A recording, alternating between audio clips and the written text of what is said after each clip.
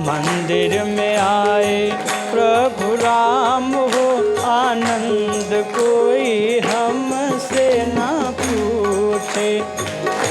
500 बरस तंबू टेंट में बिताए, 500 बरस तंबू टेंट में 500 बरस बिताने के बाद भगवान आए, वही भाव दिया गया है यहाँ पंक्ति में। धूप शीत पानी पाथर रात दिन खाए, सब सही आए अपने धाम हो, आनंद कोई हमसे न पूछे। मंदिर में आए प्रभु राम हो, आनंद कोई हमसे न पूछे।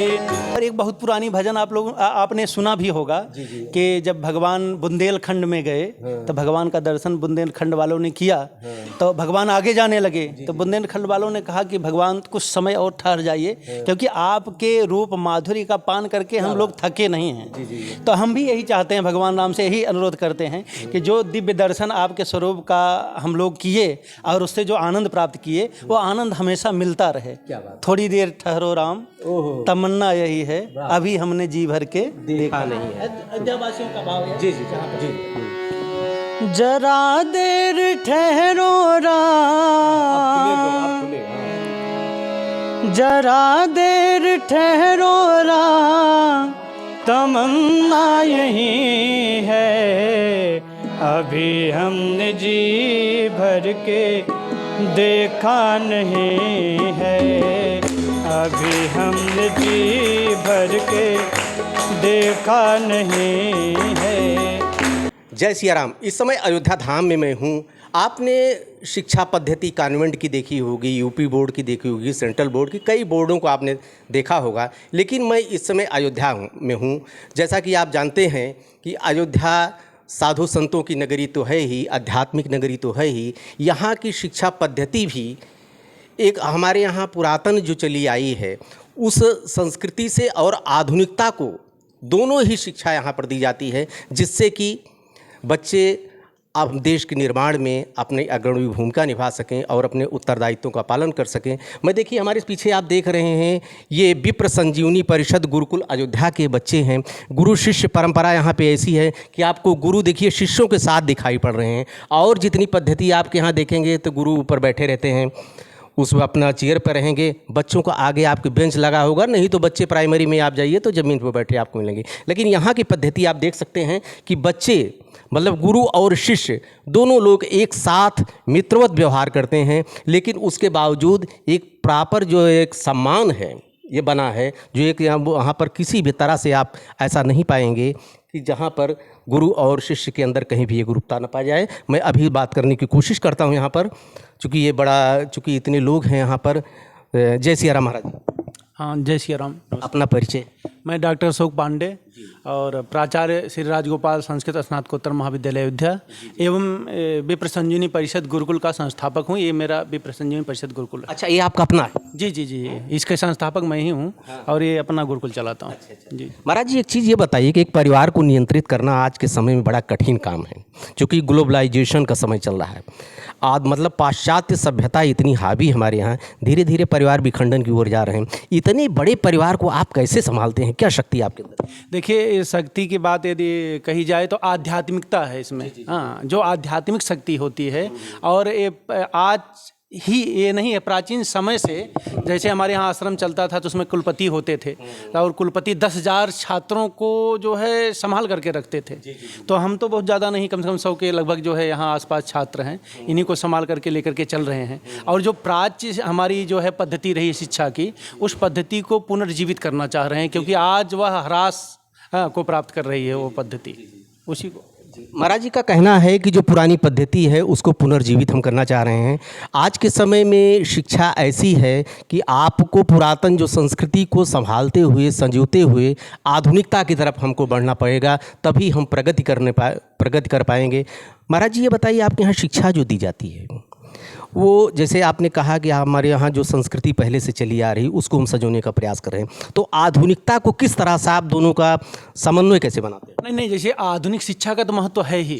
हाँ, आधुनिकता जैसे अब आज के समय में अगर अंग्रेजी नहीं जानेंगे तो अपनी बातें हम सब लोगों के समक्ष नहीं प्रस्तुत कर सकते। तो संस्कृत के साथ साथ अंग्रेजी भी जानना चाहिए। हाँ, तो जो आधुनिक परिवेश है उसको प्राच्य परिवेश से सम्मिलित करके जो है शिक्षा प्रदान किया जा रहा है बच्चों को, ताकि और जो है इनका उत्कर्ष हो और आगे बढ़े। आचार्य जी ने ये माना है कि प्राचीन संस्कृति के साथ में आधुनिक संस्कृति का भी होना जरूरी। यहाँ पे कुछ बच्चे भी हैं, यहाँ पे कौन बात करेगा इसमें? किससे? बेटा क्या नाम तुम्हारा? रुपेश कुमार दुबे। रूपेश कुमार दुबे जी। अच्छा, किस क्लास के हैं आप?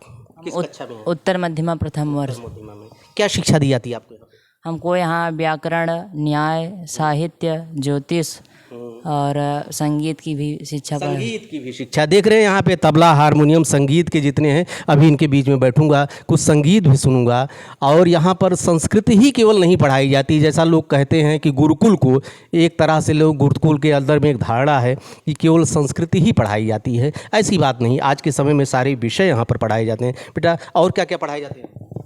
और यहाँ पर मतलब व्याकरण भी पढ़ाया जाता है, ज्योतिष भी पढ़ाया जाता है, और अन्य पुस्तकें, नीति संग्रह हो गया, तर्क संग्रह हो गया, और सब यहाँ पर बहुत पढ़ाया जाता है। बच्चों के बीच में कुछ यहाँ पर हायर क्वालिफाइड हैं, JRF जैसे आप सुनते ही आपके जहन में मतलब कि यहाँ पर अपना एकेडमिक क्लास में फर्स्ट आना या कंपटीशंस, JRF सबसे बड़ा कंपटीशन होता है। PhD जैसे आपने सुना होगा, वैसे UGC के बाद जो पहले अब UGC से हाई क्लास होता है, क्यों महाराज जी? UGC से बड़ा होता है, इसमें प्रॉपर स्कॉलरशिप दी जाती है। संस्कृत जैसे कठिन विषय में JRF यहाँ पर है। बच्चा क्या नाम है बेटा? हाँ, शुभ नाम क्या आपका? जी, हमारा नाम शुभम पांडे है। पांडे जी। तो आप JRF हैं? जी हाँ। क्या करना चाहेंगे बाद में? क्या आपकी वो इच्छा क्या है करने की? अभी वर्तमान में हम शोध कर रहे हैं। भविष्य में हम जिस तरह से अध्ययन किए हैं ठीक उसी प्रकार से संपूर्ण ईमानदारी के साथ मैं जिस तरह से अध्ययन किया हूँ उसी तरह से मैं अध्यापन कराने का यत्न करूँगा। तो आप तबला भी बजाते हैं? जी हाँ, तबला भी बजाते हैं। आप बेटा क्या करते हो बाबू? हम भी पढ़ते हैं यहाँ पर। हारमोनियम कहाँ से सीखा आपने? गुरुजी से। गुरुजी से। गुरुजी देखिए यहाँ पर जो शिक्षा दी जाती है ये केवल एकेडमिक शिक्षा नहीं जाती, विषय की ही शिक्षा नहीं जाती। एक विषय में एक संगीत एक विषय ऐसा होता है जो हमारे यहाँ उपेक्षित रह जाता है। संगीत का संबंध अध्यात्म से है। महाराज जी संगीत की भी शिक्षा, संगीत की आपने औपचारिक कहीं शिक्षा लिया था महाराज? हाँ, विश्वविद्यालय में, क्योंकि मेरी शिक्षा जो है बनारस में हुई, तो बनारस में मैंने संस्कृत माध्यम से ही शिक्षा ग्रहण की। तो साहित्य मेरा मुख्य विषय रहा। तो साहित्य संगीत एक संकाय था वहाँ संपूर्णानंद संस्कृत विश्वविद्यालय में। तो मेरी रुचि संगीत में भी हुई, तो साहित्य विषय के साथ साथ संगीत भी मैंने सीख लिया। महाराज जी के साथ में अभी देखिए संगीत ये क्या बच्चे भी सुनाते हैं हमको। अभी सबके साथ मैं भी बैठता हूँ, हमको भी अवसर मिलेगा, हमारे दर्शकों को भी मिले। अभी आप देखते जाइए। हमको अवसर प्राप्त हुआ है यहाँ पर आचार्य जी के साथ बैठने का। यहाँ के जो हमारे ये बच्चे हैं, छात्र हैं यहाँ के संस्कृत विद्यालय के, ये संगीत एक ऐसी चीज़ है कि जहाँ पर आपको देखिए सारी जगह आपको मिलेंगी औपचारिकता ही खाली मिलेंगी, लेकिन संगीत महाराज जी जो कह रहे हैं संगीत की भी शिक्षा देते हैं। देखता हूँ कि जो शिक्षा आप दे रहे हैं कहीं ऐसा न हो कि अन्य विद्यालयों में जैसे हैं आपके कॉन्वेंट स्कूल में, यूपी बोर्ड में जो शिक्षा कहने के लिए सब्जेक्ट तो रहता है लेकिन सा का पता नहीं रहता, बच्चे अच्छी योग्यता प्राप्त कर लेते हैं। देखते हैं ये लोग व्यवहारिक हैं कि केवल कोरी ये शिक्षा खाली ऐसे लिए हैं जैसे कि अन्य विद्यालयों में दी जाती है। बेटा क्या सुनाओगे बाबू? जी, सावन चल रहा है, भगवान शंकर जी का गीत। देखिए सावन चल रहा है, ऋतुओं का बहुत बड़ा रस, ऋतुएं और संगीत इनका कह सकते हैं कि बहुत ही अच्छा रहा है, संबंध रहा है। इस समय सावन गीत आप सुनाने जा रहे हैं, सुनाइए। रउवे सरनी में बानी ए शिव शंकर दानी, रउवे सरनी में बानी ए शिव शंकर दानी, रउवे सरनी में बानी ए शिव शंकर दानी, ए हो शिव शंकर दानी, ए हो शिव शंकर दानी, ए हो शिव शंकर दानी, ए हो शिव शंकर दानी, रउवे सरनी में बानी ए शिव शंकर दानी, रउवे सरनी में बानी हे शिव शंकर दानी रहुए सरनी में बानी हे शिव शंकर दानी रहुए सरनी में बानी हे शिव शंकर दानी। हाथ में त्रिशूल सोहे गल मुंड माला जी हाथ में त्रिशूल सोहे गर मुंड माला जी हाथ में त्रिशूल सोहे गर मुंड माला जी जटवा में गंगा महारानी हे शिव शंकर दानी रहुए सरनी में बानी हे शिव शंकर दानी रहुए सरनिया में बानी हे शिव शंकर दानी रहुए सरनिया में बानी हे शिव शंकर दानी रहुए सरनिया में बानी हे शिव शंकर दानी। क्या बात है, सिद्ध कर दिया महाराज जी ने कि आपने जो शिक्षा दिया है शास्त्रीयता। कल थोड़ा शास्त्रीय संगीत लोगों को ज़रूर सीखना चाहिए, लेकिन जो हमारी यह लोक संगीत है उसका एक अलग ही महत्व है। क्योंकि शास्त्रीयता अगर आपके अंदर में रहेगी, लोक संगीत में जब उतरोगे तो आप हृदय से गाओगे, लेकिन शास्त्रीयता में डूब मत जाना। क्योंकि समय आज का थोड़ा सा हो सकता है महाराज जी को हमारी बात को अच्छी न लगे। नहीं, बहुत सही आपने कहा कि शास्त्रीय संगीत ही मुख्य संगीत है, लेकिन प्रस्तुति क्या करनी है समाज में, तो वो लोक संगीत ही प्रस्तुत किया जा सकता है। क्योंकि शास्त्रीय संगीत को सुनने वाले लोग बहुत कम हैं आज के समय में। इसलिए लोक संगीत के माध्यम से ही संगीत का सब लोगों को इतनी ईमानदारी से स्वीकार करने वाले आज के समय में बहुत कम मिलेंगे। अभी आप बैठेंगे शास्त्रीय संगीत के सामने, संगीतज्ञ के सामने, भले उनको 10 दर्शक न मिले। मैं तो ऐसा भी दिन देखा अयोध्या धाम में अनूप जलोटा जैसा भजन सम्राट 70 लोगों के बीच में गा के चले गए। जी हाँ, कोई सुनने वाला ऐसा हुआ है। जी।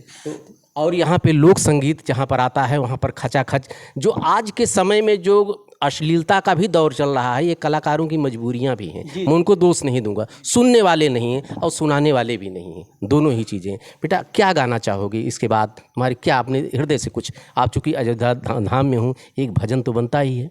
जो आपका भजन बहुत फेमस हुआ था, वायरल हुआ था, हमारे ही चैनल से वायरल हुआ था। हाँ, आपका भजन वो है, एक हमारा बनाया हुआ भजन है कि जो भगवान राम मंदिर में जब गए और मंदिर में उनका आगमन हुआ, तो एक हमने छोटा सा भजन बनाया था। तो इस बच्चे ने वो जो है भजन गाया था, आपके चैनल पर चला भी था जो है भजन।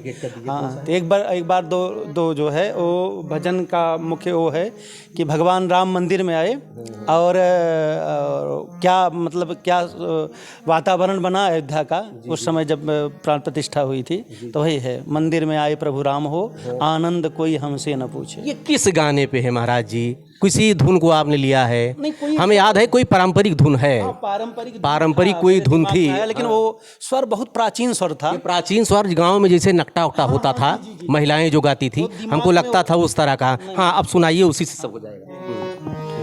मंदिर में आए प्रभु राम हो, आनंद कोई हमसे न पूछे। मंदिर में आए प्रभु राम हो, आनंद कोई हमसे न पूछे।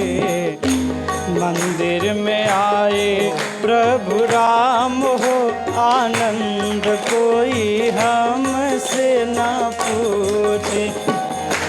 हमसे न पूछे कोई, हमसे न पूछे, हमसे न पूछे कोई, हमसे न पूछे।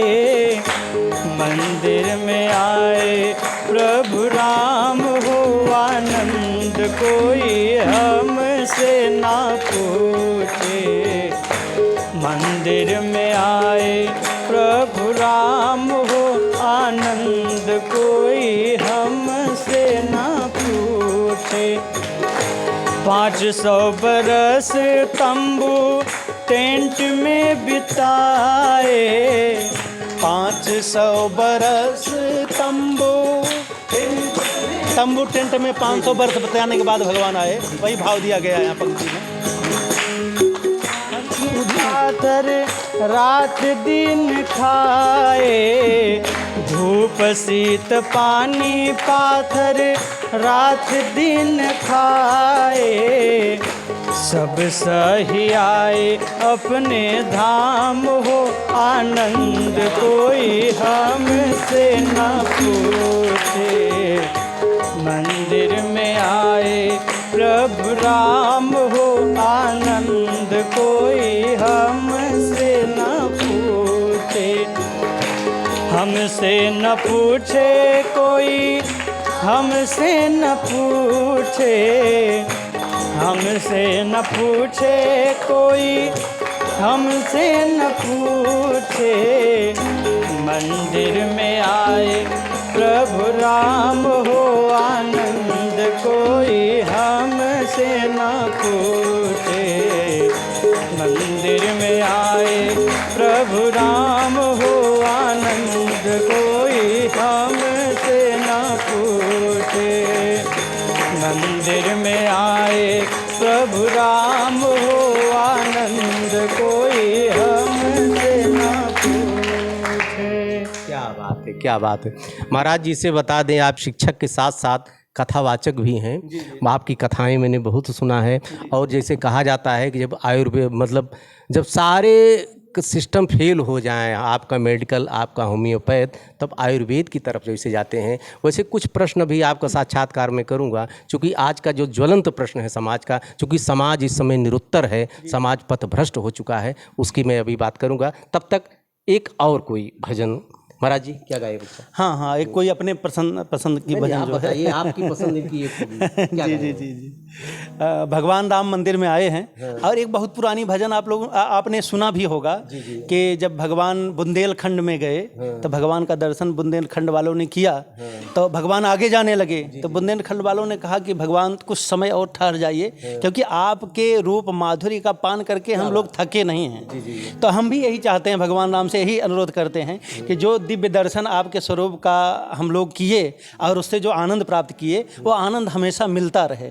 थोड़ी देर ठहरो राम, तमन्ना यही है, अभी हमने जी भर के देखा नहीं है। अयोध्यावासियों का भाव है। जी जी जी। जरा देर ठहरो राम, जरा देर ठहरो राम, तमन्ना यही है, अभी हमने जी भर के देखा नहीं है, अभी हमने जी भर के देखा नहीं है।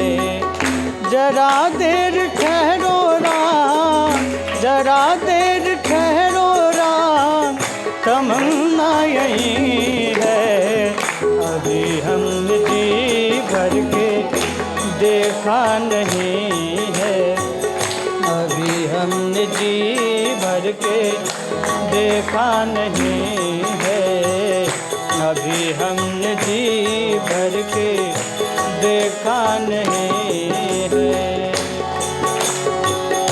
माता कौशल्या के आँखों के तारे, माता कौशल्या के आँखों के तारे, दशरथ जी के राज दुलारे, दशरथ जी के राज दुलारे, कभी ये अयोध्या, कभी ये अयोध्या भुलाना नहीं है, अभी हमने जी भर के देखा नहीं है, अभी हमने जी भर के देखा नहीं है।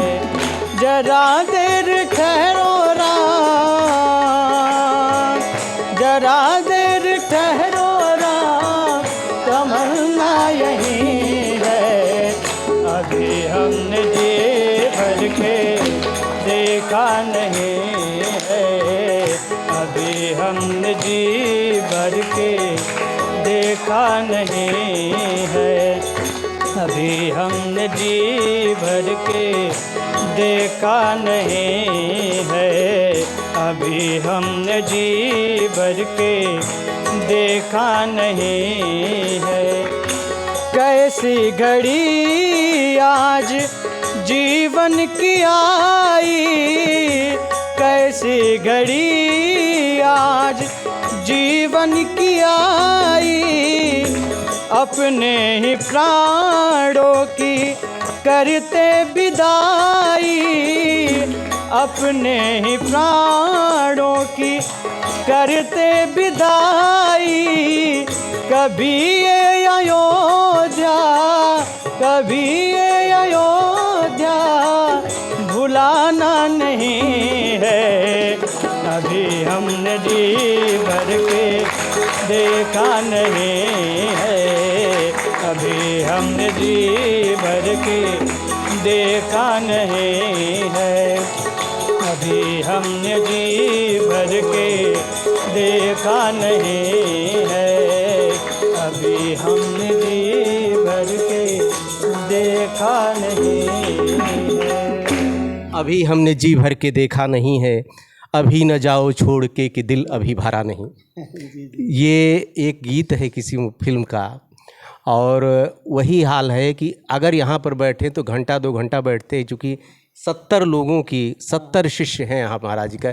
एक एक दिन अगर साक्षात करेंगे तो ऐसे ऐसे हीरा आपने बनाया है कि हमको बहुत वक्त लग जाएगा। लेकिन फिर कभी सबके साथ अलग अलग, लेकिन पहली बार किसी जेआरएफ कोई छात्र हो और वो तबला वादक हो, चूँकि उसके बाद ऐंठने बैठने लगते हैं लोग आज के समाज में। थोड़ी सी उपलब्धि लोगों को मिल जाती है। महाराज जी, ये विनम्रता कहाँ से आई आपने? सब गुरु जी का कृपा है। जिस तरह से गुरु जी संपूर्ण शास्त्र को जानते हुए विनम्र हैं, तो हम लोगों भी यही प्रयास कर रहे हैं कि जिस तरह से गुरु जी विनम्र हैं ज्ञानवान होते हुए, उस तरह से हम लोग भी उनके गुणों को धारण करें।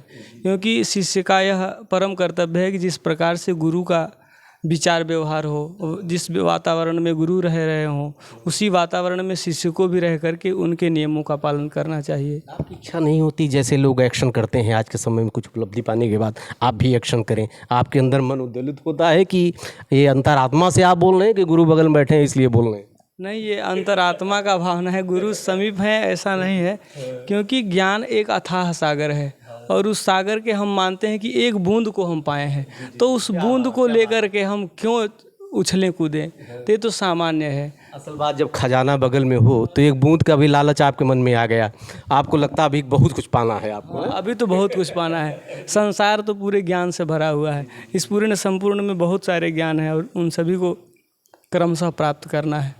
अभी तो ये छोटा सा सागर में एक बूंद मिला है। अब गुरु जी के शरण में रह करके यह इच्छा है कि संपूर्ण ज्ञान को धीरे धीरे जाना जाए। जी, यही होता नहीं कि आज के समय में हम लोग बड़े उद्वेलित हो जाते हैं। हमारे पत्रकार मित्रों में भी कुछ है, वो सब उस पर नहीं जाने पाएंगे। जिसको जो आदमी 10 करोड़ का है उससे 10 रुपया लेके भागिए आप सबसे बड़े मूर्ख होते हैं। ये लोग समुद्र हैं, इनसे अभी एक बूंद आप पाए हैं, अभी बहुत कुछ पाना है। क्योंकि शिष्य हमेशा भाई वही होता नहीं कि स्वार्थी शब्द आप बताइए क्या बोले थे उसको। शिष्य भी अपने में चालाक होता है, बहुत कुछ पाना चाहेगा। इसलिए ढेर सारी शुभकामना। देखते रहिए अयोध्या दर्पण। फिर मिलेंगे, अभी महाराज जी का साक्षात करेंगे। कुछ ज्वलंत समस्याएं हैं। एक बार फिर जय श्री राम। देखते रहिए अयोध्या दर्पण। धन्यवाद आपको। ठीक हो।